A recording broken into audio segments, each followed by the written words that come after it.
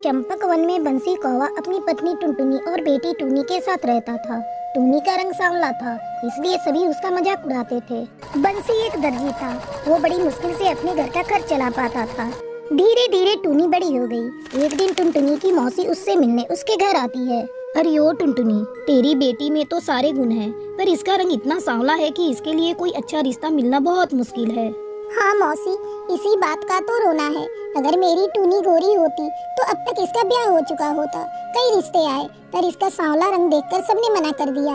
अब हमारे पास इतने पैसे तो है नहीं कि दहेज देकर इसका ब्याह कर सकूं। खैर, आपकी नजर में कोई होगा तो बताइएगा। मेरी टूनी बहुत अच्छी सिलाई करना जानती है। टूनी अपनी माँ की बातों को सुनकर बहुत दुखी होती है। हे भगवान, तूने मुझे सांवला क्यों बनाया? इस दुनिया में सांवले की कोई इज्जत नहीं। वो अपने कमरे में जाकर रोने लगती है। तभी टुनटुनी उसे बुलाती है। टूनी बेटा, ओ टूनी बेटा, कहाँ चली गई? मौसी के लिए चाय बनाकर तो ला। इस तरह कुछ दिन गुजर गए। एक दिन मुखिया के बेटे का जन्मदिन था। मुखिया ने जंगल के सभी पक्षियों को अपने यहाँ बुलाया था। सुनते हो जी, मुखिया के बेटे का जन्मदिन है, जाना तो पड़ेगा ही, वरना मुखिया गुस्सा हो जाएगा। मेरी तो तबीयत ठीक नहीं है, सोच रही हूँ टूनी को वहीं भेज दूँ। वो अपनी सहेलियों के साथ चली जाएगी। टूनी, अरे ओ टूनी, इधर आ, तुझसे बहुत जरूरी बात करनी है। क्या बात है माँ? बिटिया, मुखिया के बेटे जुगनू का जन्मदिन है और मेरी तबीयत ठीक नहीं है, इसलिए मैं जा नहीं सकती। ऐसा कर, तू अपनी सहेलियों के साथ चली जाना। ठीक है माँ, मैं चिंकी पिंकी के साथ चली जाऊंगी, लेकिन मैं जुगनू को देने के लिए कौन सा उपहार ले जाऊँ, समझ में नहीं आ रहा है। बिटिया, तुझे तो सिलाई बहुत अच्छी तरह से आती है। ऐसा कर, तू एक अच्छा सा ड्रेस जुगनू के लिए सिलकर ले जा।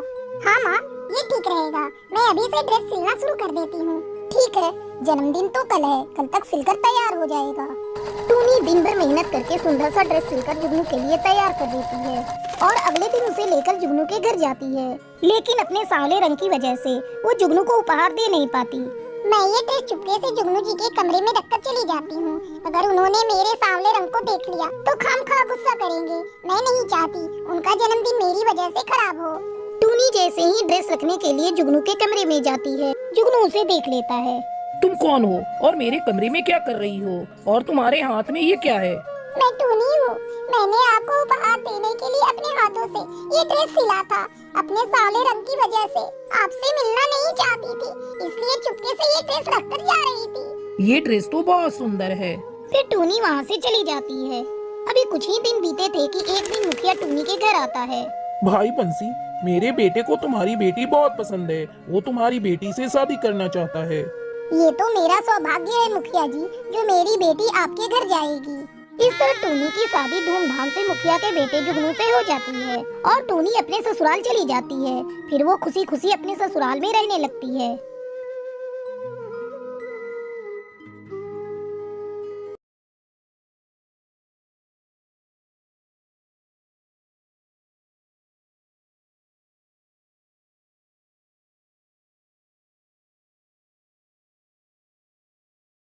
बहुत समय पहले सुंदरवन में टुनटुनी चिड़िया अपने दो बच्चों के साथ रहती थी। एक दिन उसकी छोटी बेटी रोती हुई घर आती है। मम्मी, दीदी ने मेरे पैसे छीन लिए, मुझे मेरा पैसा दिला दो। चिंकी, पहले मुझे तू ये बता, तेरे पास पैसे कहाँ से आए? जब तू सुबह स्कूल गई थी मैंने तुझे कोई पैसे नहीं दिए थे। मम्मी, मैं आपको बताती हूँ, जब हम दोनों सुबह स्कूल जा रहे थे तब चिंकी को रास्ते में ये पैसा पड़ा हुआ मिला था। मैंने इससे बोला घर ले जाकर मम्मी को दे दो, तब ये टॉफी खरीदने जा रही थी, इसलिए मैंने इससे पैसे छीन लिए। कम बात, तुम लोग हर बात में झगड़ा करती हो। आगे से जब भी तुम लोगों को रास्ते में पैसा पड़ा हुआ मिले तो उसे किसी भिखारी को दे देना। ठीक है मम्मी। चलो, अब तुम दोनों लड़ाई झगड़ा छोड़ो और चलकर भोजन करो। टुनटुनी अपनी दोनों बेटियों को रोटी और नमक खाने को देती है। मम्मी, मुझे ये रोटी और नमक नहीं खाना, मुझे सब्जी दो, तब मैं रोटी खाऊंगी। कहाँ से लाऊं तेरे लिए सब्जी? मेरे पास सब्जी खरीदने के लिए पैसे नहीं है। खाना है तो खाओ, नहीं तो तुझे ये भी खाने को नहीं मिलेगा। चिंकी बिना भोजन किए ही वहाँ से चली जाती है।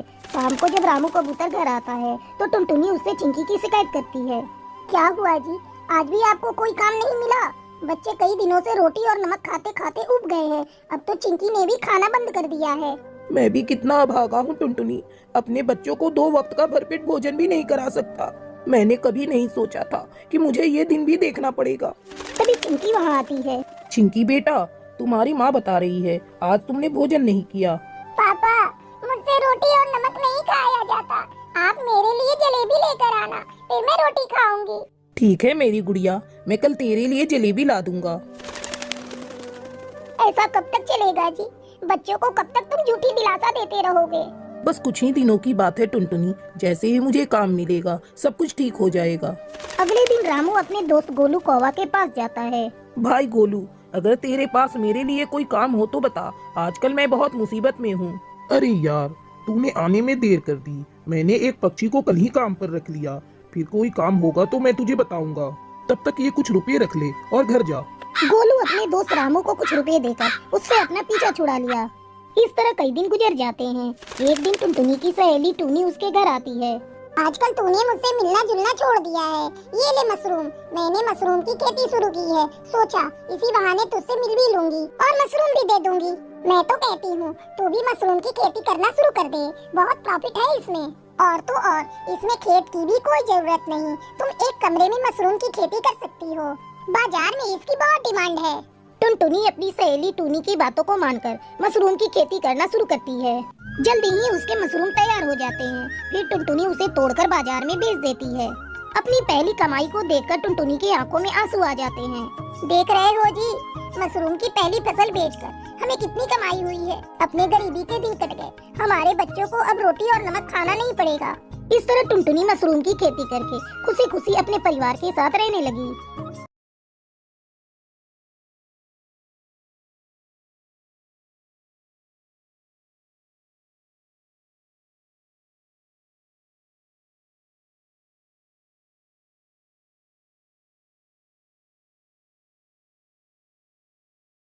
भरतपुर के जंगल में सुंदर कौवा अपनी पत्नी टूनी चिड़िया के साथ रहता था। उसकी एक बेटी थी जिसका नाम टुनटुनी था।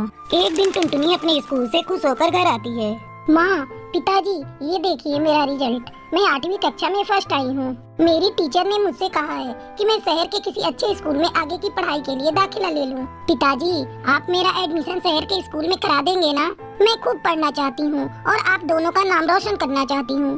बस बहुत हो गया तेरा पढ़ना लिखना। तुझे पता है ना, तेरे पिताजी एक मामूली दर्जी हैं। इनकी इतनी कमाई नहीं जो तुझे शहर में पढ़ा सके। अब घर का चूल्हा चौका संभालना सीख। ज्यादा पढ़ लिख गई तो तेरी शादी करने में हमें परेशानी होगी। तेरे पिता के पास दहेज देने के लिए इतने पैसे नहीं हैं जो तेरे लिए डॉक्टर इंजीनियर ढूंढेंगे। मैं तो कहती हूँ चूल्हा चौका के साथ साथ तू अपने पिता से दर्जी का काम भी सीख ले, तेरे काम आएगा।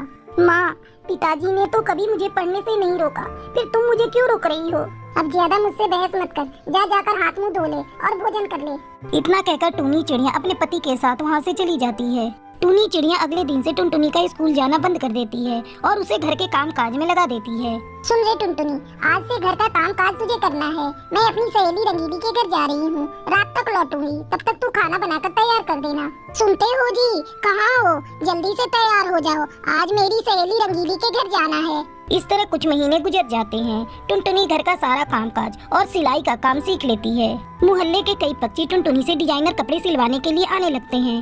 टूनी बहन, आपकी बिटिया इतने सुंदर सुंदर कपड़े सिलती है, जैसे लगता है बाजार से खरीद कर लाए हों। हाँ मीठी बहन, मैंने अपनी बिटिया को पढ़ाई के बाद सिलाई का काम सिखा दिया ताकि इसके जीवन में आगे काम आए। आपने बहुत अच्छा किया टूनी बहन। बेटी चाहे जितना पढ़ ले, उसे ससुराल जाकर चूल्हा चौका ही संभालना है। हाथ का हुनर रहेगा तो जिंदगी भर काम आएगा। इस तरह 2 साल गुजर जाते हैं। एक दिन टूनी चिड़िया अपनी सहेली रंगीली कौवी के बेटे से टुनटुनी की शादी कर देती है। शादी के अगले ही दिन रंगीली कौवी टुनटुनी से कहती है, देखो बहू, मेरा बेटा मेरी एक नहीं सुनता। उसकी सारी जिम्मेदारी अब तुम पर है। उसकी शराब और जुए की लत तुम्हें छुड़ानी है। ये अब क्या कह रही है माँ जी? आपने तो कहा था आपका बेटा लाखों में एक है। आपने मेरे माँ बाप से झूठ क्यों बोला? देखो बहू, मेरे बेटे में जो कमी है वो मैंने तुम्हें बता दी। उसके इसी कमी की वजह से मैंने तुझ जैसी गरीब से अपने बेटे की शादी की। माँ जी, ये तो धोखा है। मैं यहाँ भी एक पल नहीं रहूंगी, मैं अपने मायके जा रही हूँ। टुनटुनी गुस्से में अपने मायके चली जाती है, लेकिन उसके माँ बाप उसे उल्टे पांव वापस भेज देते हैं। टुनटुनी इसे अपनी किस्मत मानकर किसी तरह ससुराल में रहने लगती है। आए दिन टुनटुनी का पति उसे बहुत पीटता।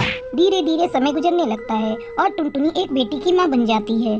क्यों जी, तुम मुझे एक पैसा नहीं देते? मैं अपनी बिटिया को कैसे पालूं? दिन भर भूख से तड़पती रहती है। तुझे जो करना है कर ले, मेरे पास तेरी बेटी को पालने के लिए एक पैसा नहीं है। टुनटुनी को अपनी बेटी की भूख देखी नहीं जाती। वो सिलाई का काम शुरू कर देती है। दीदी ये लो, मेरी बिटिया के लिए एक सुंदर सा फ्रॉक सिल देना। हाँ बहन, मैं ऐसा फ्रॉक सिलूंगी कि आपकी बिटिया पहनकर गुड़िया लगेगी। बहन, इस फ्रॉक को सिलने के लिए आपको 50 रुपए देने होंगे।